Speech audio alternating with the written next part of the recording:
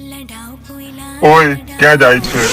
Three ઇડિયટ્સના હીરોઝની જેમ હું પણ એક અજાણ્યા મેરેજમાં ઘૂસી ગઈ છું એડવેન્ચર કરવા માટે. તમે પણ જો આજે અમે શું કરીશું. તો વાત એમ છે કે મેં સાંભળ્યું હતું કે અમદાવાદમાં આરંભ ઇવેન્ટ મેનેજમેન્ટનું નામ ખૂબ જ વખણાઈ રહ્યું છે અને એમનું કેટરિંગ અને ડેકોરેશન ખરેખર લોકોને બહુ જ ગમી રહ્યું છે.